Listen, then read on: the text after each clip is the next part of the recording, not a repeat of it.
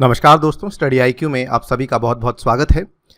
यहाँ पर हम लोग यूपीएससी का क्रैश कोर्स रन कर रहे हैं, राइट। एंड क्रैश कोर्स में एनवायरनमेंट में हम आपके साथ डिस्कस करने वाले हैं set number 12। All right, also आपको रिमाइंड करवा दूं, this is the last set जो कि हम एनवायरनमेंट एंड इकोलॉजी के टॉपिक में यहाँ पर कवर करने वाले हैं। इसके पहले हमने 11 सेट्स को कवर कर लिया है। यदि आपने पुरानी वीडियोज़ को नहीं देखा है और आप देखने में इंटरेस्टेड हैं, आप प्लेलिस्ट को रेफर कर सकते हैं। प्लेलिस्ट का लिंक कहाँ से मिलेगा? नीचे कमेंट सेक्शन में आपको प्लेलिस्ट का लिंक मिल सकता है। वहाँ पर जाके आप पुरानी सभी वीडियोस को, ना केवल एनवायरनमेंट एंड इकोलॉजी की बल्कि पॉलिटी, इकोनॉमी, आईआर वगैरह वगैरह के सभी वीडियोस को वहाँ पे जाके देख सकते हैं। ऑलराइट, चलिए स्टार्ट करते हैं यहाँ मेरे साथ। मेरा नाम है अनिरुद्ध। इस लेक्चर की PDF को आप लोग डाउनलोड कर सकते हैं मेरे टेलीग्राम चैनल से, जिसका नाम है अनिरुद्ध सर। इसके अलावा सोशल मीडिया पे भी आप मेरे साथ जुड़ सकते हैं। स्टडी आईक्यू की ऐप, जिसको कि आप लोग गूगल के प्ले स्टोर से डाउनलोड कर सकते हैं, इस ऐप के ऊपर हमने एक बहुत ही खास और महत्वपूर्ण कोर्स को लॉन्च किया है, that is the UPSC past year prelims के डिस्कशन का कोर्स। इसमें हमने पिछले 10 साल के पेपर्स को सब्जेक्ट वाइज कवर किया है। आप इस कोर्स को यहाँ पे जाके बाय कर सकते हैं। एंड यदि आप इस आने वाले प्रीलिम्स में अपीयर कर रहे हैं, जो कि अक्टूबर 4 को होने वाला है, उसके बावजूद भी आप इस कोर्स को यहाँ पे बाय कर सकते हैं, क्योंकि इस कोर्स को मात्र 12 से 13 दिन में आप यहाँ पे समाप्त कर सकते हैं। काफ़ी अच्छी एडवांटेज मिल सकती है आपको इस कोर्स के द्वारा। ऑल राइट, यहाँ पर हम मोटे मोटे आपके साथ ये वाले 4 टॉपिक्स को कवर करेंगे, number 1, number 2, number 3 and number 4, जिसमें ये वाला पहला टॉपिक होगा ग्रीन एग्रीकल्चर प्रोजेक्ट, राइट। उसके बाद हम एक रिपोर्ट की चर्चा करेंगे, cooling emissions and policy synthesis report. Then we will talk about MOES के द्वारा लॉन्च किए गए 2 बड़े इनिशिएटिव्स। एंड देन फाइनली सबसे इंपॉर्टेंट और मेरा सबसे फेवरेट टॉपिक इस पर्टिकुलर वीडियो का, that is the draft environmental impact assessment के जो नए नियम आए हैं 2020 के, उनके बारे में बात करेंगे। यहाँ पर वीडियो समाप्त नहीं होगी। इसके बाद हम कुछ मिसलेनियस रिपोर्ट्स की बात करेंगे। वहाँ पे हम बहुत ही ब्रीफली बात करेंगे रिपोर्ट को किसने लॉन्च किया है एंड सो ऑन। रिपोर्ट्स पे काफ़ी सवाल आते हैं एनवायरमेंट में, जैसा कि आपको मालूम है। That is very very important, जो कि हम वीडियो के अंत में डिस्कस करेंगे। बिना किसी देरी के चलिए स्टार्ट करते हैं। Green agriculture project. यहाँ पे सेंटर ने इस प्रोजेक्ट को लॉन्च किया है। Centre launches pilot project to reduce the emissions from agriculture. कृषि के क्षेत्र से यहाँ पर बेसिकली उत्सर्जन को कम करने के लिए ग्रीन एग्रीकल्चर प्रोजेक्ट को लॉन्च किया गया है, राइट। किसने लॉन्च किया है? सेंट्रल गवर्नमेंट ने लॉन्च किया है, प्लीज़ ध्यान रखिएगा। और जैसा कि देख सकते हैं 28 जुलाई की न्यूज़ है। Project will be implemented in Mizoram, Rajasthan, Madhya Pradesh, Odisha and Uttarakhand. केवल कुछ सिलेक्ट राज्यों में एक बार शुरुआती तौर में इम्प्लीमेंट किया जा रहा है। आगे आगे इसको जैसे जैसे ये सक्सेसफुल होता जाएगा, आगे जाके सरकार इनको बाकी राज्यों में भी इसको लागू करना शुरू कर देगी। यहाँ पर अगर हम बात करें एग्रीकल्चरल एमिशंस की, हमारे जो एग्रीकल्चर और लाइफ स्टॉक है, अकेले ये दोनों चीज़ें 18% के जो ग्रॉस नेशनल एमिशंस हैं उनके लिए अकाउंट करते हैं, which is the third highest after energy and industry. Number 1 पे आता है एनर्जी, ठीक है, ऊर्जा का जनरेशन। नंबर 2 पे आता है उद्योग और नंबर 3 पे आता है एग्रीकल्चर एंड लाइफ स्टॉक। इसमें भी जो मेजर सोर्सेज ऑफ एमिशंस हैं, it include the enteric fermentation, it includes rice cultivation, it includes methane from manure, synthetic fertilisers, crop residues and inefficient irrigation. कई सारी चीज़ें हैं जो कि यहाँ पर एमिशंस का सोर्स बन जाती हैं। आपको लगता होगा एग्रीकल्चर किस तरीके से एमिशन कर सकता है। आपको बता दूं, एग्रीकल्चर का काफ़ी बड़ा योगदान रहता है, जहां तक उत्सर्जन में योगदान है। इसमें एंटेरिक फर्मेंटेशन, बाकी चीज़ें काफ़ी सिंपल है, समझ सकते हैं। एंटेरिक फर्मेंटेशन की जो टर्म है, ये बेसिकली लागू होती है फॉर रूमिनेंट एनिमल्स, ठीक है। यहाँ पर आपको कमेंट सेक्शन में बताना है रूमिनेंट एनिमल्स बेसिकली क्या होते हैं। मैं आपको कुछ उदाहरण देता हूँ रूमिनेंट एनिमल्स के। It includes cattle, it includes sheep. ये सब एनिमल्स जो होते हैं, इनका जो डाइजेस्टिव प्रोसेस है, जिस तरीके से ये डाइजेशन करते हैं, उसके थ्रू बेसिकली कुछ गैसेस को ये रिलीज करते हैं, जो कि आगे जाके एमिशंस में काउंट होती हैं। और क्योंकि ये एनिमल्स कहीं ना कहीं एग्रीकल्चर का एक हिस्सा बन जाते हैं, इसीलिए इसको भी एग्रीकल्चरल एमिशंस में ही काउंट किया जाता है। ये काफ़ी बड़ा सोर्स माना जाता है of the emissions which comes from agricultural sector in the country, right. काफ़ी ब्रीफ सी टॉपिक था ये। हम नेक्स्ट टॉपिक की बात करते हैं, जिसमें cooling emissions and policy synthesis की जो रिपोर्ट है, इसको यहाँ पे रिलीज़ किया गया है। आप देख सकते हैं 17 जुलाई की news. climate friendly cooling could cut years of greenhouse gas emissions and save US $1 trillion। सो बहुत सारे $1 trillion को ये सेव कर सकता है और ये ग्रीन हाउस गैस एमिशंस को भी यहाँ पे कम कर सकता है। लेकिन करना क्या पड़ेगा, हमें क्लाइमेट फ्रेंडली कूलिंग इस्तेमाल करनी होगी। ये किसका कहना है, यूनाइटेड नेशंस का कहना है। सो यहाँ पर दो बड़े संस्थानों ने मिलकर इस पर्टिकुलर रिपोर्ट को लॉन्च किया है। One is UNEP, second is IEA। ठीक है, यूनेप एंड IEA ने मिलकर के इस रिपोर्ट को लॉन्च किया है। Very very important to note, please don't forget this. It is based on assessment of development and climate benefits of efficient and climate friendly cooling. कहने का मतलब, देखिए इसको काफ़ी सिंपल तरीके से आप समझ सकते हैं कि आज की डेट में जो आप कूलिंग करने के लिए चीज़ें इस्तेमाल करते हैं उसमें आप क्या क्या चीज़ें इस्तेमाल करते हैं। आप यूज़ करते हैं फ्रिजेस, आप यूज़ करते हैं रेफ्रिजरेटर्स, आप यूज़ करते हैं एयर कंडीशनर्स। ये सब चीज़ें भी आपको मालूम है काफ़ी ज़्यादा उत्सर्जन के लिए रिस्पॉन्सिबल हैं, राइट। सो इनमें से भी CFCs निकलते हैं, HCFCs निकलते हैं वगैरह वगैरह। सो यहाँ पर जो रिपोर्ट बात करती है वो बेसिकली इन्हीं की बात करती है कि increasing demand for cooling is contributing to emissions of hydrofluorocarbons, CO2 and black carbon, right. So यहाँ पर इनका जो बेसिकली योगदान है उसके वजह से भी यहाँ पे HFCs, CO2 और ब्लैक कार्बन का जो एमिशन है वो काफ़ी बढ़ रहा है। अगर हम यहाँ पॉलिसी इंटरवेंशन नहीं करते हैं, so direct and indirect emissions from air conditioning and refrigeration are projected to rise 90% above 2017 levels by the year 2050। देखिए, द रीज़न कि हम इस रिपोर्ट को यहाँ पे कवर कर रहे हैं काफ़ी क्लियर है। सबसे पहले तो आपको मालूम होना चाहिए रिपोर्ट किसने निकाली है, पहला फैक्ट। दूसरा फैक्ट, यहाँ पे बच्चे कंफ्यूज हो जाते हैं cooling emission and policy synthesis, यानी कि कूलिंग एमिशन का मतलब क्या है। तो कूलिंग एमिशंस का मतलब केवल ये है कि वो वाली एमिशंस जो कि कूलिंग सिस्टम से निकलती हैं, यानी कि रेफ्रिजरेटर से या फिर एयर कंडीशनर से जो यहाँ पर आपकी एमिशंस निकल रही हैं, उनके लिए यहाँ पर ये बात कर रहा है। और रिपोर्ट ये बोलती है कि हमें क्लाइमेट फ्रेंडली कूलिंग सिस्टम्स का इस्तेमाल करना होगा अगर हम यहाँ पे ग्रीन हाउस गैस एमिशंस का जो एमिशन है उसको कम करना चाहते हैं, उसको नियंत्रण में लाना चाहते हैं। क्लियर है ये बात। तीसरे टॉपिक की बात करते हैं। इसमें हम बात करेंगे मिनिस्ट्री ऑफ अर्थ साइंसेज के द्वारा लॉन्च किए गए दो बड़े इनिशिएटिव्स। इसमें जो सेकंड इनिशिएटिव है इसके ऊपर सवाल आने के काफ़ी ज़्यादा चांसेस बन जाते हैं। पहला इनिशिएटिव क्या है, नॉलेज रिसोर्स सेंटर नेटवर्क, यानी कि KRC। ठीक है, KRC net. And second is mobile app Mausam for India meteorological department. So IMD के लिए मोबाइल ऐप मौसम लॉन्च की गई है और यहाँ पे KRC नेट जो है वो लॉन्च किया गया है इन जनरल। KRC नेट की बात करते हैं सबसे पहले। KRC नेट क्या है।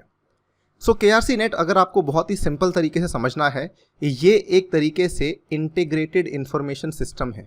ठीक है, एकीकृत सूचना प्रणाली ऐसे समझ सकते हैं। यहाँ पर KRC नेट के तहत क्या है कि अभी तक क्या होता है, देखिए आपके पास नॉलेज के प्रोडक्ट्स जो हैं वो कई सारे हैं। कहीं आपको नॉलेज मिलती है बुक्स में, कहीं आपको नॉलेज मिलती है रिपोर्ट्स में, कहीं आपको नॉलेज मिलती है जर्नल्स में, कहीं आपको नॉलेज मिलती है ऑनलाइन, राइट। तो ये क्या करता है कि आपको वन पॉइंट एक्सेस देने के लिए KRC नेट को तैयार किया गया है। सो जैसा कि आप देख सकते हैं, नॉलेज रिसोर्स सेंटर नेटवर्क, ये सारी की सारी इंफॉर्मेशन को एक ही जगह पे प्रोवाइड कराना, ये मूल उद्देश्य है KRC नेट का। सो अंडर इट जो आपकी ट्रेडिशनल लाइब्रेरीज बनाई गई हैं of the MOES system, obviously सारा का सारा इंटीग्रेट नहीं कर रहा, केवल जो मिनिस्ट्री ऑफ अर्थ साइंसेज के सिस्टम के द्वारा बनाई गई हैं, they will be upgraded into a top notch knowledge resource centre. ठीक है, KRCs will be connected with each other and integrated into the KRC net portal. Clear है। So obviously क्योंकि ये सारा का सारा ऑनलाइन लेके जाया जा रहा है, सो डिजिटल इंडिया इनिशिएटिव के तहत ये पहल यहाँ पे ली गई है। सो है कुछ नहीं, कहने का मतलब केवल इतना है कि यहाँ पे जो नॉलेज को एक्सेस है उसको आसान करने का ये एक तरीका है, एक माध्यम है जो कि KRC नेट यहाँ पे प्रोवाइड करवाएगा। सेकंड आपकी बात करते हैं सेकंड इनिशिएटिव की, जिसके चलते मोबाइल एप्लीकेशन मौसम को लॉन्च किया गया है। ये पर्टिकुलरली लॉन्च की गई है IMD के लिए। It is design to communicate the weather information and forecast to the general public in a lucid manner without technical jargons. देखिए यहाँ पर आपको एक सिंपल सा उदाहरण देता हूँ। हाल ही में, और ये बहुत ज़्यादा चर्चा में भी रहा था, हो सकता है इसके ऊपर भी सवाल आ जाए, लाइटनिंग को लेके बहुत सारी डेथ्स हुई थी और यहाँ पे यूपी और यहाँ पे ईस्टर्न यूपी पर्टिकुलरली, और यहाँ पर जो बिहार के, वेस्टर्न बिहार के जो ज़िले हैं, सिवन, गोपालगंज वगैरह वगैरह, चंपारण और ईस्टर्न यूपी जैसे कि गोरखपुर, इन काफ़ी सारे ज़िलों में यहाँ पे लाइटनिंग की वजह से काफ़ी ज़्यादा मौतें हुई थी। और यहाँ पर बेसिकली ये बोला जा रहा था कि IMD के जो रीजनल सेंटर्स हैं वो वहाँ पर यदि लोगों को कुछ समय पहले भी इन्फॉर्म कर दें कि यहाँ पर लाइटनिंग होने वाली है, सो लोग जो हैं वो बेसिकली वहाँ पर कुछ प्रिकॉशनरी मेजर्स ले सकते हैं। बट क्योंकि वहाँ पे लोगों तक ये इन्फॉर्मेशन नहीं पहुँच पाती है, जिसकी वजह से वो कोई स्टेप नहीं ले पाते हैं, सो यहाँ पर उनकी मौत हो जाती है। सो ये एक बहुत ही अहम पार्ट होता है, स्पेशली अगर हम बात करते हैं डिज़ास्टर मैनेजमेंट की। सो डिज़ास्टर मैनेजमेंट में एक बहुत ही इंपॉर्टेंट पार्ट माना जाता है पब्लिक इन्फॉर्मेशन का डिसेमिनेशन करना, पब्लिक जो इन्फॉर्मेशन है उसको लोगों तक पहुंचाना। ये काम यहाँ पे मोबाइल ऐप मौसम करने वाली है। इसकी 5 सर्विसेज होंगी। सबसे पहले तो करंट वेदर के बारे में बताएगी, उसके बाद लोकलाइज्ड आवरली वार्निंग्स, जैसे कि ये वाली चीज़ कि कुछ एकदम से इस घंटे में होने वाला है। सिटी फोरकास्ट, शहर के लेवल पे फोरकास्ट बताएगी कब बारिश होने वाली है, कब आंधी आने वाली है, कब so and so. Warnings and radar products, ये 5 सर्विसेज ये बेसिकली आपको मोबाइल ऐप मौसम यहाँ पे प्रोवाइड करवाएगी। क्लियर है बात? नेक्स्ट बात करते हैं, और ये काफ़ी पेचीदा है। देखिए इसमें आपको सवाल आने के चांसेस काफ़ी कम हैं अगर हम प्रीलिम्स की बात करें स्पेशली, और इसको लेकर कई सारे आर्टिकल्स हैं जिनको कि आप देख सकते हैं, कई सारे ओपिनियन आर्टिकल्स हैं, कई सारे एडिटोरियल्स हैं जो कि कई सारे अखबारों ने यहाँ पे कवर किए थे। द हिंदू हुआ, इंडियन एक्सप्रेस हुआ, राइट। बट प्रीलिम्स में आपका मकसद यहाँ पे ओपिनियंस को पढ़ने का नहीं है, आपका मकसद है केवल फैक्ट्स को जानने का। हम भी अपने डिस्कशन को केवल और केवल फैक्ट्स तक ही यहाँ पे सीमित रखेंगे। सबसे पहले बात करते हैं एनवायरमेंट इम्पैक्ट असेसमेंट बेसिकली होता क्या है। I will come back to कि ये न्यूज़ में क्यों था। हम पहले बात कर लेते हैं कि एनवायरमेंटल इम्पैक्ट असेसमेंट होता क्या है। सो जैसा कि इसका नाम है एनवायरमेंट इम्पैक्ट असेसमेंट, यानी कि किसी भी चीज़ का, मान लीजिए कोई उद्योग खड़ा होने वाला है, राइट, उस चीज़ का वातावरण पे, पर्यावरण पे क्या प्रभाव होगा, इसका मूल्यांकन करने के लिए एनवायरमेंट इम्पैक्ट असेसमेंट बेसिकली किया जाता है। कोई भी उद्योग हो, मान लीजिए आपके शहर के आसपास कोई इंडस्ट्री खड़ी होने वाली है। सो मान लीजिए वो इंडस्ट्री बहुत ज़्यादा एमिशंस करती है, CO2 के एमिशंस करती है, ब्लैक कार्बन के एमिशंस करती है एंड सो ऑन, ठीक है। अब क्या उसको ऐसे ही यहाँ पर लगाया जाने की अनुमति मिल जाएगी? जी नहीं। उस केस में उसको पहले सरकार से, इट इज़ पॉसिबल कि स्टेट गवर्नमेंट या सेंट्रल गवर्नमेंट, डिपेंडिंग ऑन कौन सी इंडस्ट्री है, डिपेंडिंग ऑन कितने यहाँ पे एमिशंस करेगी, कितने बड़े स्केल पे लगाई जा रही है, इन सब चीज़ों के चलते यहाँ पर उसको सरकार से अनुमति लेनी पड़ेगी। सरकार फिर उसका EIA करेगी। अगर सरकार को लगता है कि इसका जो इम्पैक्ट असेसमेंट है, हमने ये देखने के बाद ये मालूम पड़ता है कि इसका ज़्यादा इम्पैक्ट नहीं होगा वातावरण पे, तो हम इस इंडस्ट्री को यहाँ पे लगाने की अनुमति दे देंगे। ये सिंपल सा प्रोसेस होता है एनवायरमेंटल इम्पैक्ट असेसमेंट का। सो जो एसेंशियल कंपोनेंट्स हैं ऑफ EIA, इसको आप देख सकते हैं। इसमें स्क्रीनिंग, बाय द वे ये क्वेश्चन UPSC में आ चुका है कि एसेंशियल कंपोनेंट्स क्या हैं EIA के। आपको केवल यहाँ पे स्टैटिक जानकारी ही लेनी है, ठीक है। आपको यहाँ पे इसमें ओपिनियन में नहीं पढ़ना है कि क्या नया EIA सही है या गलत है, वो फिलहाल आपको नहीं पढ़ना है। खैर, अगर हम बात करते हैं इसके जो सबसे ज़्यादा इंपॉर्टेंट कंपोनेंट्स हैं वो क्या होते हैं। सबसे पहले स्क्रीनिंग होती है, यानी कि मान लीजिए कोई यहाँ पे प्रोजेक्ट लगाया जा रहा है। सबसे पहले तो सरकार ये देखेगी कि क्या इसके लिए हमें कंप्लीट या फिर पार्शियल इम्पैक्ट असेसमेंट स्टडी करनी है या नहीं। फिर होती है स्कोपिंग, टू आइडेंटिफाई क्या इसके potential impacts are relevant to assess, to identify alternative solutions that avoid, mitigate और compensate adverse impacts on biodiversity, ठीक है। सो यहाँ पर आपको देखने पड़ते हैं कि कोई विकल्प तो नहीं बन सकता कि क्या हम इंडस्ट्री को, क्या ज़रूरी है यहीं लगाना चाहिए, क्या हम किसको कहीं और जाके लगा सकते हैं, नहीं, ये सब चीज़ें।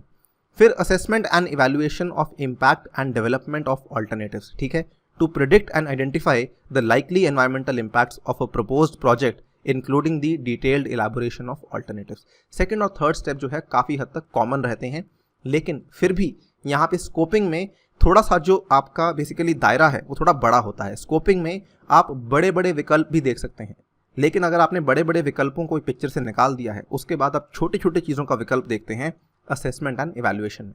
उसके बाद आता है including an environmental management plan. So मान लीजिए यहाँ पर ऑल्टरनेटिव नहीं बन पा रहा है, मान लीजिए जहाँ पर इंडस्ट्री बननी थी वहीं पे बनाई जाएगी, अब ऑल्टरनेटिव नहीं बन पा रहा है, तो फिर सरकार बोलेगी कंपनी को कि आपको यहाँ पे एनवायरमेंटल मैनेजमेंट प्लान भी तैयार करना होगा, तभी जाकर हम आपको यहाँ पे ये इंडस्ट्री लगाने देंगे। So reporting the environment impact assessment और EIA report, review of the EIS based on terms of reference and public participation, इसका रिव्यू किया जाएगा। इवन पब्लिक को भी यहाँ पे इन्वॉल्व किया जाता है, उनके भी सुझाव यहाँ पे ले जाते हैं। Then decision making on whether to approve the project or not and under what condition, और फाइनल स्टेप होता है monitoring, compliance, enforcement and environmental auditing. So decision making हो जाता है, मान लीजिए यहाँ पे अनुमति दे दी गई है। फाइनली आफ्टर कल को मान लीजिए इंडस्ट्री लग चुकी है, अब उसकी मॉनिटरिंग की जाएगी, उसकी निगरानी की जाएगी और ये भी चेक किया जाएगा कि जो शर्तों पे कंपनी लगाई गई थी क्या उसका कंप्लायंस हो रहा है या नहीं हो रहा है। ये एक कंप्लीट प्रोसेस हुआ EIA का। अब इसके चलते यहाँ पर बेसिकली इसकी हम हिस्ट्री को जान लेते हैं। देखिए ये इसका इतिहास है। जो हमारा EIA का प्रोसेस है, असल में Indian experience with the EIA started in 1976-77, जब प्लानिंग कमीशन ने यहाँ पर कहा department of science and technology को कि आप यहाँ पर जो भी रिवर वैली के प्रोजेक्ट्स को लगा रहे हैं उनको एक बार एनवायरमेंटल एंगल से भी सोच लीजिए, क्योंकि ये बहुत ही बड़ी डिबेट आती है कि एनवायरमेंट इम्पॉर्टेंट है या इकोनॉमी इंपॉर्टेंट है। कहीं ऐसा ना हो कि हम आर्थिक विकास के चलते चलते वातावरण का बिल्कुल डिग्रेडेशन कर दें। सो ये जो डिबेट है 1976-77 के आसपास इंडिया में होनी शुरू हुई, और क्योंकि इस डिबेट में इस चीज़ को समझ आया कि दोनों के बीच में एक संतुलन मेंटेन करना काफ़ी इंपॉर्टेंट है। अगर हम संतुलन मेंटेन नहीं करेंगे तो हो सकता है हमें एक के चलते शायद दूसरे को यहाँ पे कॉम्प्रोमाइज़ करना पड़े। सो इसके चलते एनवायरमेंट प्रोटेक्शन एक्ट पास किया गया था 1986 में, राइट। यहाँ पर 1993 तक environmental clearances from the central government was an administrative division and lagged legislative support. क्या हो रहा था कि EPA तो पास कर दिया गया था, लेकिन EIA के लिए कोई अलग से कानून नहीं था।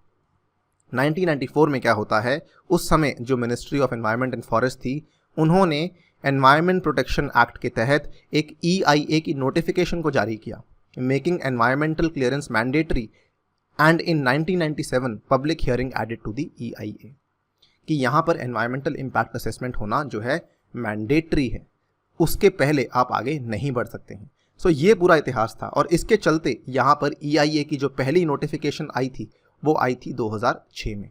अब I will come back to this, उसके पहले आपको बता दूं कि यहाँ पर मिनिस्ट्री ऑफ एनवायरनमेंट ने यहाँ पर एक नई नोटिफिकेशन निकाली है जिसको हम ड्राफ्ट नोटिफिकेशन 2020 बोल रहे हैं, जो कि 2006 की नोटिफिकेशन को रिप्लेस कर रही है। याद रखिए EIA के लिए कोई अलग से कानून नहीं है, ये एनवायरनमेंट प्रोटेक्शन एक्ट के तहत ही नोटिफिकेशन को जारी किया जाता है। इतनी बात क्लियर है। अब आगे देख लेते हैं। अब जो EIA नोटिफिकेशन 2006 थी, EIA नोटिफिकेशन 2006 के अकॉर्डिंग यहाँ पे प्रोजेक्ट्स को बांटा हुआ था कैटेगरीज में। कैटेगरी A का प्रोजेक्ट जिसमें आपको क्लियरेंस चाहिए केंद्रीय सरकार से, कैटेगरी B का प्रोजेक्ट जिसमें आपको क्लियरेंस चाहिए स्टेट गवर्नमेंट से। B फर्दर डिवाइड किया हुआ था B1 में एंड B2 में, जिसमें मैंडेटरी EIA था, और B2 जिसमें नो नीड ऑफ EIA। देखिए एनवायरमेंटल क्लियरेंस और EIA अलग अलग चीज़ें हैं। एनवायरमेंटल क्लियरेंस जो है वो EIA का एक छोटा सा हिस्सा है, डोंट कन्फ्यूज दिस। ऐसा भी सवाल आ सकता है कि एनवायरमेंटल क्लियरेंस और EIA सेम है। जी नहीं, एनवायरमेंटल क्लियरेंस तो केवल एक छोटा सा हिस्सा है। क्लियरेंस तो पहले भी होती थी, जब EIA नहीं था तब भी क्लियरेंस दी जाती थी, राइट। लेकिन EIA आने के बाद क्या हुआ, पब्लिक का रोल आ गया था, राइट। और ये भी यहाँ बताया जाने लगा कि आगे जाके एनवायरमेंट पे इम्पैक्ट क्या पड़ेगा। क्लियरेंस उस टाइम पे क्या करती थी, क्लियरेंस एक तरीके से केवल आपके प्रेजेंट को देख रही है, राइट। लेकिन जो आपका EIA है वो एक तरीके से फ्यूचर को भी देख रहा है कि आगे जाकर यदि हम इंडस्ट्री यहाँ पे लगाते हैं, आगे जाकर इस इंडस्ट्री की वजह से भविष्य में क्या यहाँ के वातावरण पे प्रभाव पड़ेगा। सो यहाँ पर ये चीज़ें अलग अलग चीज़ें हैं, प्लीज़ रिमेंबर दिस। इसके बाद 2006 की नोटिफिकेशन में पब्लिक कंसल्टेशन होती थी after the EIA report submission. So यहाँ पर आप देख सकते हैं कि EIA की रिपोर्ट सबमिट हुई और यहाँ पर आके पब्लिक का कंसल्टेशन हुआ, 4 के बाद हुआ 5, right. Reduced EIA conducting time, ये अच्छी बात थी कि 2006 में EIA का जो कंडक्टिंग टाइम था वो कम कर दिया गया, यानी कि 2 साल से नीचे लाकर लगभग 1 साल में आपका जो है EIA कंडक्ट हो जाता था। कंप्लायंस रिपोर्ट हर 6 महीने में आपको देनी पड़ती थी। लेकिन जो नई नोटिफिकेशन आई है, यहाँ पर क्या हुआ है, EC will be granted even after construction has started, यानी कि कंस्ट्रक्शन स्टार्ट हो गई है उसके बाद आप एनवायरमेंटल क्लियरेंस दे रहे हैं। सो ये थोड़ा सा एंटीथेटिकल है कि आप यहाँ पे इकोनॉमिक डेवलपमेंट के चलते थोड़ा सा एनवायरनमेंट को इग्नोर कर रहे हैं। दूसरी चीज़, पब्लिक कंसल्टेशन प्रोसेस, जो पब्लिक का रिस्पांस देने का टाइम था उसको 30 दिन से कम करके आपने कर दिया है 20 दिन। उसके बाद compliance report to be submitted only once a year, 6 महीने के बाद की बजाय अब वंस अ ईयर कर दिया है। एंड यहाँ पर कुछ ऐसे प्रोजेक्ट्स जिनको कि स्ट्रैटेजिक डिक्लेयर कर दिया गया है, उनके लिए आपको EIA की कोई आवश्यकता नहीं है, उनके लिए you can bypass the EIA। Projects up to 150,000 square meters do not need scrutiny, earlier 20,000 square meters था ये। सो आप देख सकते हैं कि यहाँ पर जो नॉर्म्स हैं, जो नए नियम हैं, उनको काफ़ी ज़्यादा रिलैक्स कर दिया है। किसके फेवर में रिलैक्स कर दिया है? In the favour of economic development. Suffer कौन करेगा? Environment. So again as I told you, यहाँ पर हमें इस डेप्थ में नहीं जाना है कि एग्जैक्टली कौन सफ़र करने वाला है, लेकिन आपको मालूम होना चाहिए कि ये चीज़ों में क्या बदलाव आया है with respect to the EIE notification of 2006। आपको इतना ही जानना है as far as prelims is concerned. अब अंत में हम कुछ रिपोर्ट्स की बात कर लेते हैं बहुत ही ब्रीफली। एक रिपोर्ट आई थी जेंडर, क्लाइमेट एंड सिक्योरिटी, बहुत ही बेहतरीन टाइटल है, sustaining inclusive peace on the front lines of climate change report. Report किसने निकाली थी? Report was collectively published by the UNEP, UN women, UN development programme and UN department of political and peace building affairs. ठीक है, 4 लोगों ने मिलकर इस report को निकाली थी, 4 संस्थानों ने, और काफ़ी बड़ी रिपोर्ट मानी जा रही है। खैर अगेन इसके डेप्थ में नहीं जाना, बिकॉज पर्टिकुलरली इंडिया के बारे में कुछ ज़्यादा बात नहीं करती है ये, बट यहाँ पर आपको जानना होगा कि ऐसी रिपोर्ट्स भी आजकल इंपॉर्टेंट हो गई हैं, जहाँ पर हम एक चीज़ पे फोकस नहीं करते हैं, कई सारी चीज़ों के हम चीज़ों को मिलकर यहाँ पर एक्सेस करते हैं, उसके बाद देखते हैं कि क्या मतलब है चीज़ों का। Next is enhancing nationally determined contributions for food systems report. इस रिपोर्ट को basically report titled enhancing nationally determined contributions for food system seeks to guide policy makers to increase ambitions in NDCs which they revise और resubmit under the Paris agreement. So ये आपको report पूछी जा सकती है कि basically report का काम क्या है। सो यहाँ पर अगर आप किसी भी चीज़ को रिवाइज करना चाहते हैं या रीसबमिट करना चाहते हैं पेरिस अग्रीमेंट के तहत, सो उसके लिए ये वाली रिपोर्ट निकाली गई थी, जहाँ पे आपको पॉलिसी मेकर्स को गाइड करने के लिए ये रिपोर्ट निकाली गई थी। फाइनली कुछ और रिपोर्ट्स। सस्टेनेबल डेवलपमेंट रिपोर्ट कौन निकालता है? Sustainable development solutions network, SDSN। Clear है? इंडिया की रैंकिंग 117 है, below Pakistan and Afghanistan. Sweden की रैंकिंग टॉप पे है। Very very important second report, world energy outlook special report, इसको निकाला है IEA ने। इसके बाद sustainable ocean economy for 2050 report. यहाँ पर एक high level panel for a sustainable ocean economy commission this report. Important क्या है जानना, इस हाई लेवल पैनल में कितनी कंट्रीज़ हैं? लगभग 14 कंट्रीज़ हैं और इंडिया इसका सदस्य नहीं है। ठीक है। I commit initiative, very very important, ministry of power ने लॉन्च किया है आई कमिट कैंपेन को on the occasion of world environment day. Comment section में आप मुझे बताइए वर्ल्ड एनवायरनमेंट डे किस दिन होता है और इनिशिएटिव को कौन यहाँ पे लीड कर रहा है? इंडिया में लीड कर रहा है एनर्जी एफिशिएंसी सर्विसेज लिमिटेड। सो ये हैं कुछ चीज़ें जो कि आपको समझनी है, याद करनी है विद रिस्पेक्ट टू एनवायरनमेंट। और इसी नोट पे हमने एनवायरनमेंट के क्रैश कोर्स को भी यहाँ पे समाप्त कर दिया है। I want to remind you कि हमने एनवायरनमेंट को, पॉलिटी को एंड इकोनॉमी को यहाँ पे समाप्त कर दिया है। I hope you are following this and हम चाहते हैं कि आप इस प्रीलिम्स को क्लियर करें एंड आगे जाके मेंस को भी ज़रूर लिखें।